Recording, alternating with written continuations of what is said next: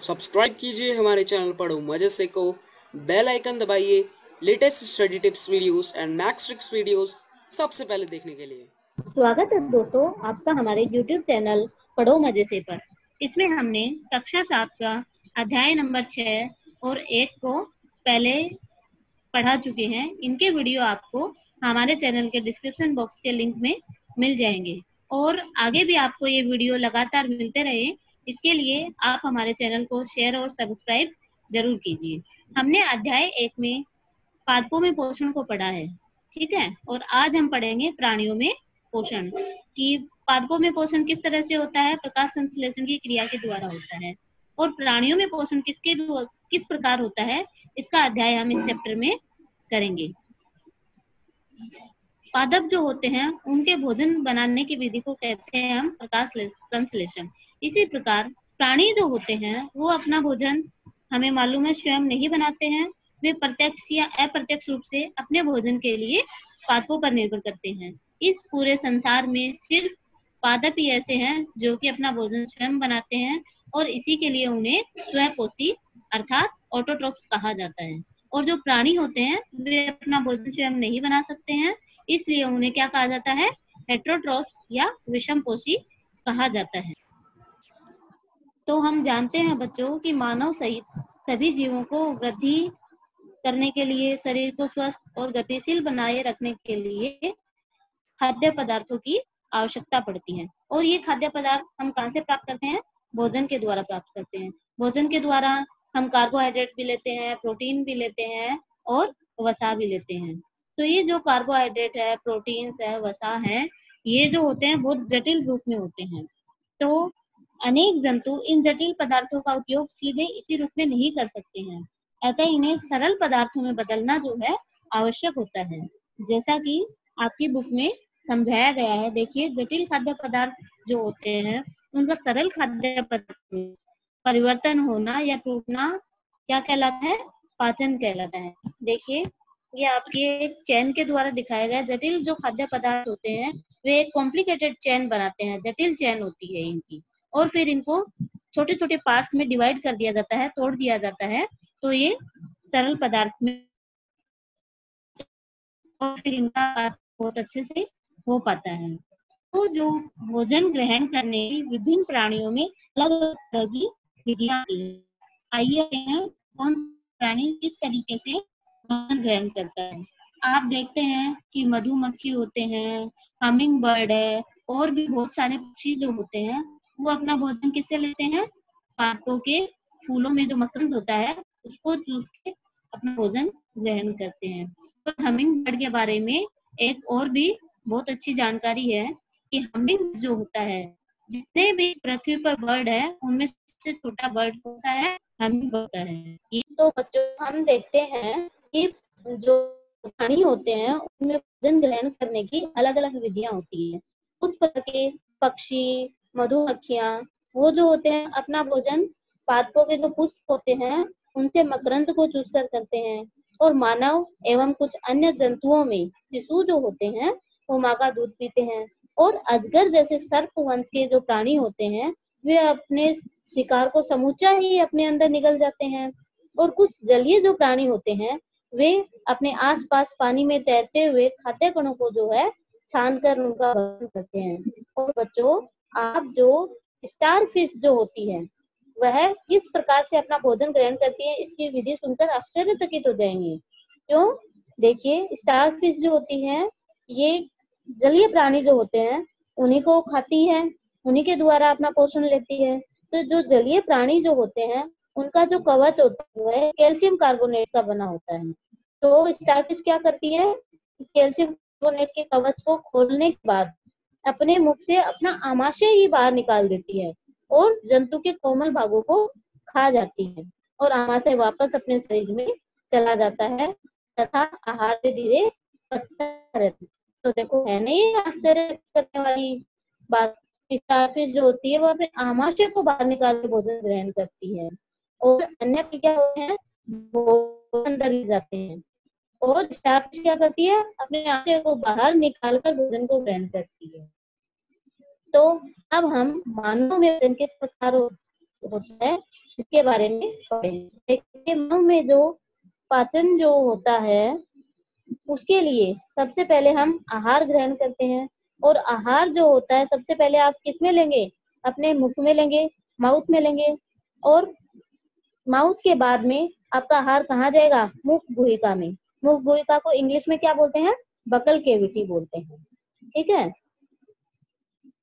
तो भोजन जो होता है हमारे शरीर में अंदर जाने के लिए एक मार्ग को काम में लेता है, और उस पूरे मार्ग को हम क्या बोलते हैं, एलिमेंट्री कैनाल या फिर आहार नाल बोलते हैं। ठीक है, इसमें हम देखते हैं सबसे पहले भोजन जो होता है वो हमारे मुख गुहिका में जाता है, जिसे हम इंग्लिश में बकल केविटी कहते हैं। उसके बाद भोजन कहाँ जाता है, ग्रासिका। ग्रसिका को इंग्लिश में क्या बोलते हैं, इसोफेगस बोलते हैं। उसके बाद भोजन जाता है आमाशय में। आमाशय को इंग्लिश में स्टोमक बोलते हैं। और क्षुद्रांत्र यानी छोटी आंत, इसे हम इंग्लिश में इंटेस्टाइन, स्मॉल इंटेस्टाइन।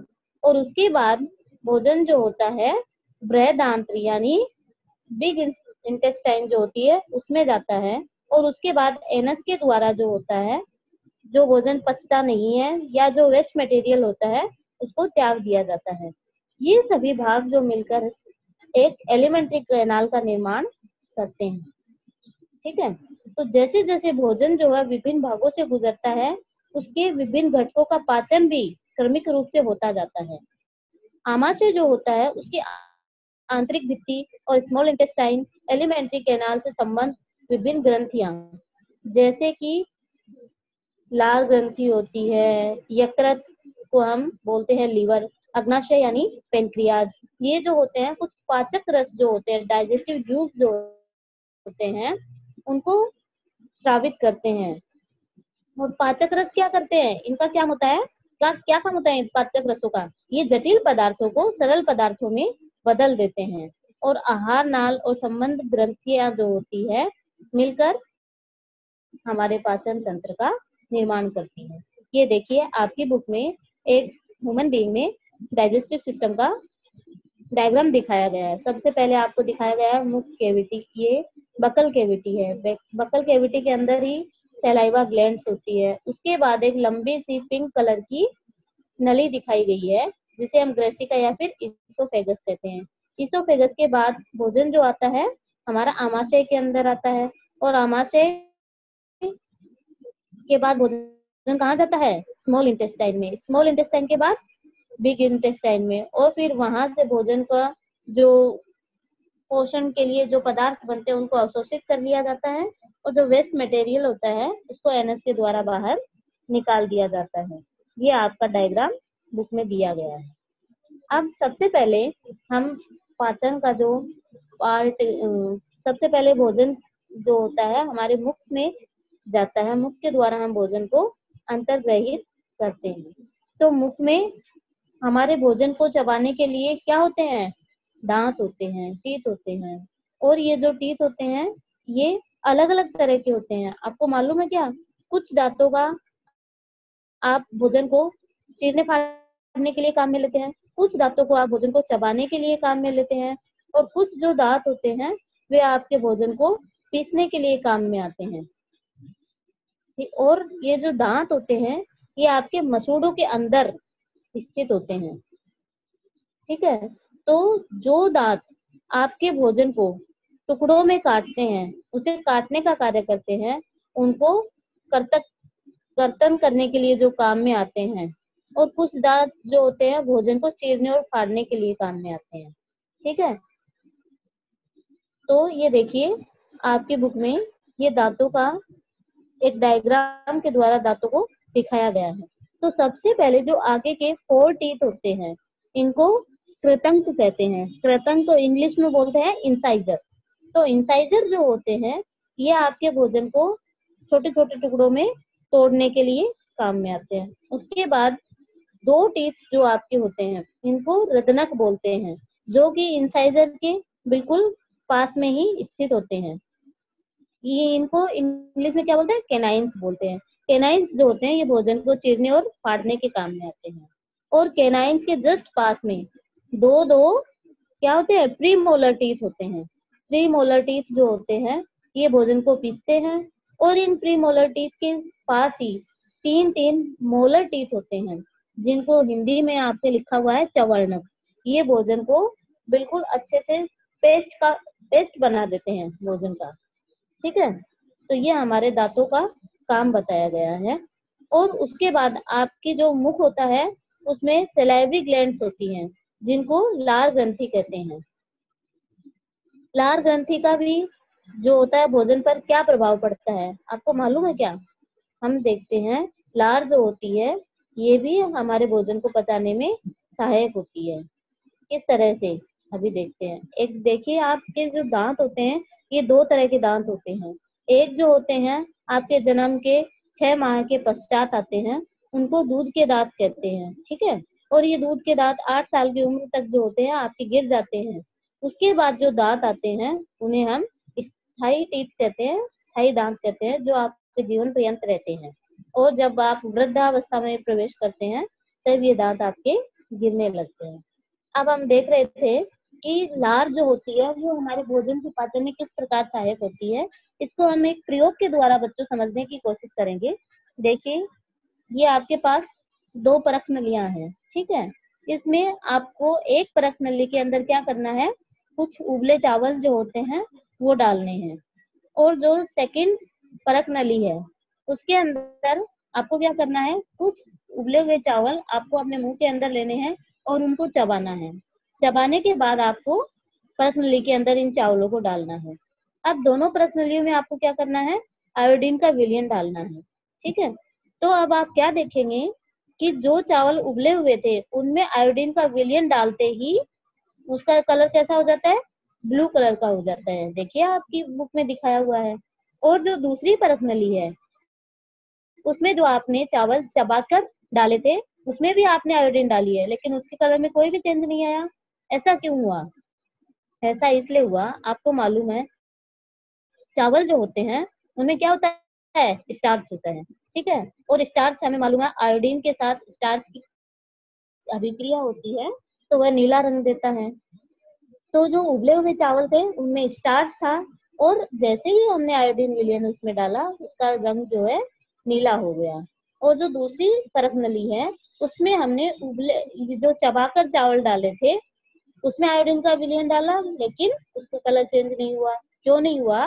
क्योंकि जो चावल में स्टार्च था वो वह स्टार्च लार के कारण कार्बोहाइड्रेट में चेंज हो गया है।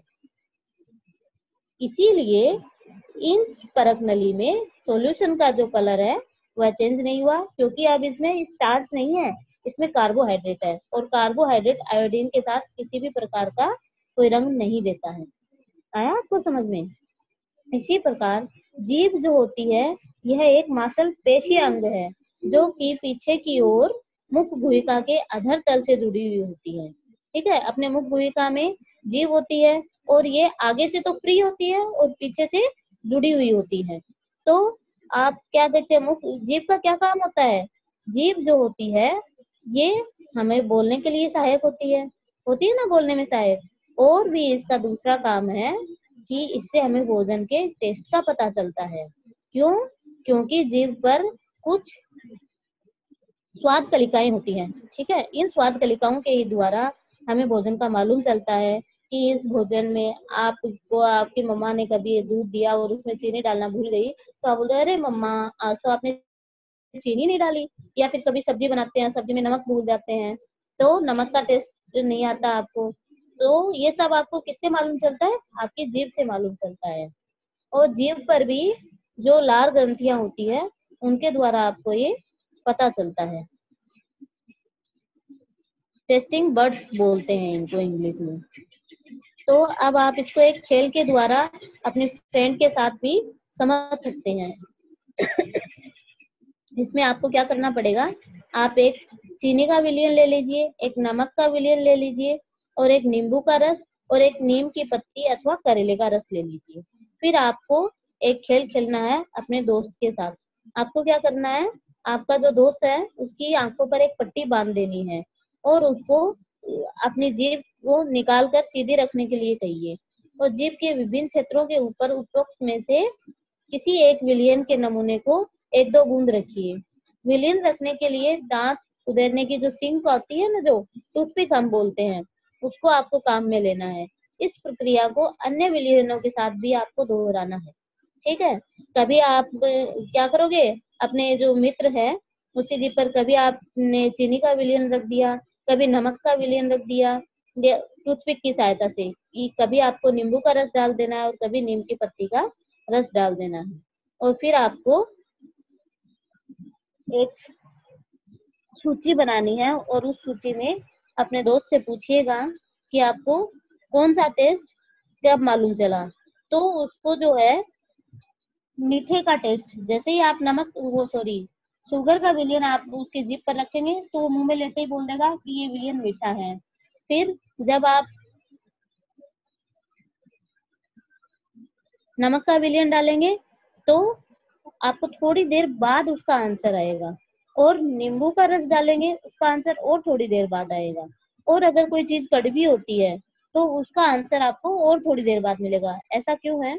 क्योंकि जो अपनी जीभ होती है उसके बिल्कुल आगे की ओर जो होते हैं आपको शुगर का टेस्ट मालूम चलता है।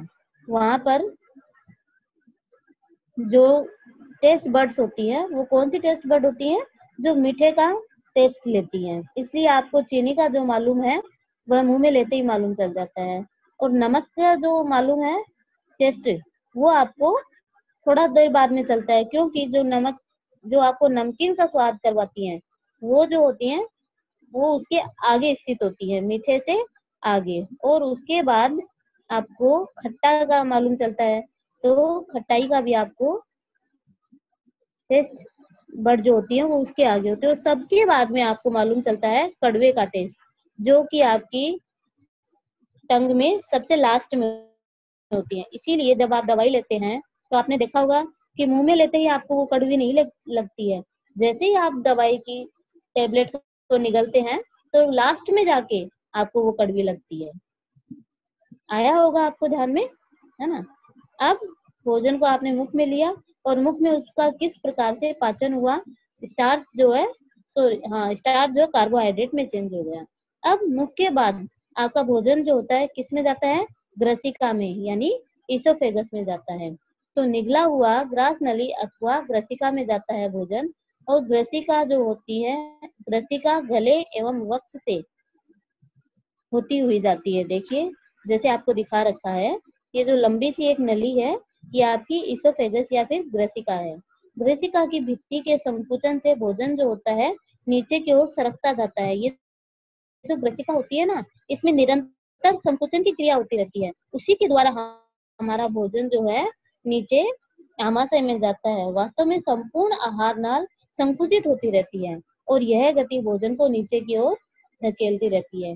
कभी कभी हमारा आमाशय खाए हुए भोजन को स्वीकार नहीं करता, फलस्वरूप वमन द्वारा उसे बाहर निकाल दिया जाता है। वमन यानी उल्टी के द्वारा।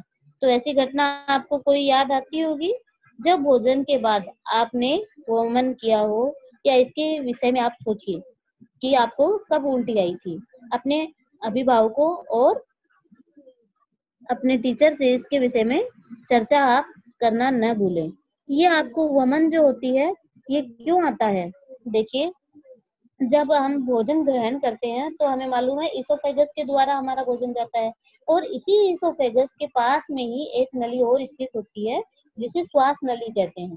ठीक है, तो श्वास नली और इसोफेगस बिल्कुल पास पास में स्थित होती है। जब हम भोजन करते हैं तो अचानक हम भोजन करते टाइम बोलने लग जाते हैं, है ना, या फिर आपको छींक आ जाती है अचानक से, तो क्या होता है आपका भोजन जो होता है वह श्वास नली के अंदर चला जाता है। इस वजह से आपको भोजन ग्रहण करने में समस्या आती है और वमन की क्रिया होती है। और आप बोलेंगे कि कभी कभी होता, हमेशा ऐसा क्यों नहीं होता? क्योंकि क्या होता है कि हमारी जो इसोफेगस होती है वहां पर एक प्लेट होती है, उसको हम बोलते हैं एपिग्लोटिस। तो वो जब हम श्वास लेते हैं तो हमारे भोजन की जो इसोफेगस होती है, ग्रसिका होती है, उसको ढककर रखती है। तो अब देखिए हमने भोजन लिया और भोजन जो है सबसे पहले मुख में गया, मुख से किस में गया? ग्रसिका से गया, और ग्रसिका के बाद भोजन जो होता है आमाशय में जाता है। तो बच्चों हमने आज यहाँ तक पढ़ा। इसके आगे के जो टॉपिक्स है वो हम कल के वीडियो में देखेंगे। आज के वीडियो में अगर आपको कोई भी समस्या है तो आप हमें कमेंट कीजिए, हम आपके कमेंट का जो है सॉल्यूशन देंगे जरूर से। और आपको ये चैप्टर कैसा लगा, कैसा हमारा पढ़ाने का तरीका लगा, हमें जरूर बताएं अपने कमेंट देकर। और हमारे चैनल को सब्सक्राइब कीजिए और शेयर कीजिए। Thank you. हो गया मन्नू?